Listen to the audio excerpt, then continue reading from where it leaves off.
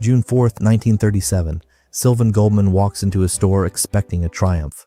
Instead, he sees rows of brand new shopping carts, untouched, and past them his customers, arms shaking, hauling heavy metal baskets across the floor like nothing had changed at all. And he'd spent months on this. Turns out, inventing something and getting people to actually use it, two very different fights. Rewind a couple years, Goldman owns a chain of grocery stores in Oklahoma City, and he's staring at a strange kind of ceiling on his profits. Not shelf space, not prices, arms. Once a customer's basket got heavy, they stopped shopping. Didn't matter what else was on the shelves. Didn't matter how good the deal was. Their arm gave out before their wallet did. That's not a minor inconvenience. That's a hard limit on how much money walks out the door with every customer. So Goldman starts staring at a folding chair, and just an ordinary wooden chair. And somewhere in there, he pictures wheels on the legs, a basket where the seat is. By early 1937, he and a mechanic named Fred Young have built it, a metal frame on wheels holding two wire baskets, one stacked above the other, which brings us back to launch day, and it is, by any measure, a disaster. Here's the thing, the rejection wasn't random.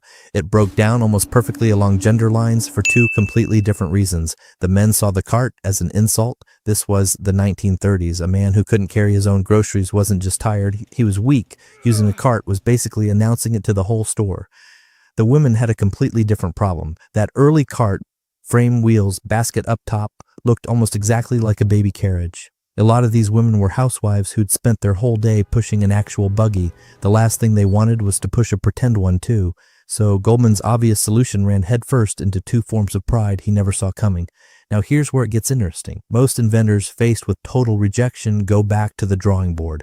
Goldman didn't touch the cart. He fixed the humans instead. No redesign, no refund, just actors. He hired them, men and women, different ages, and paid them to walk around his store pushing carts like it was the most normal thing in the world. No pitch, no demonstration booth, just people quietly normalizing a behavior by doing it in public.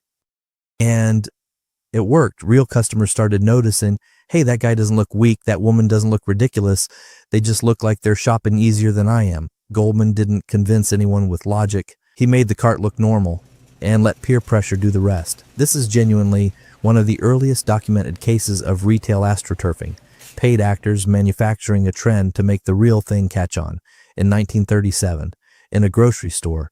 And here's the part that reframes everything you just watched. The cart was never really designed as a courtesy. Think about what a heavy basket actually does. It tells you, without words, that you're done. Goldman didn't build a convenience. He built a way to mute that message. That's not a cart. That's a workaround for something that used to protect your wallet. By 1940, Goldman patents his design, but there's still a flaw. These carts don't stack, they fold one at a time. In 1946, an inventor named Orla Watson fixes it, a hinged back that lets carts nest into each other. No folding required. Simpler, faster, better.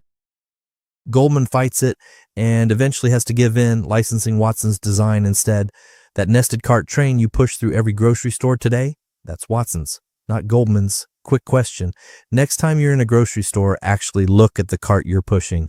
Does it feel bigger than it needs to be for what you came in for? That's not entirely your imagination. Shopping carts today are noticeably larger than they were even in the 1990s.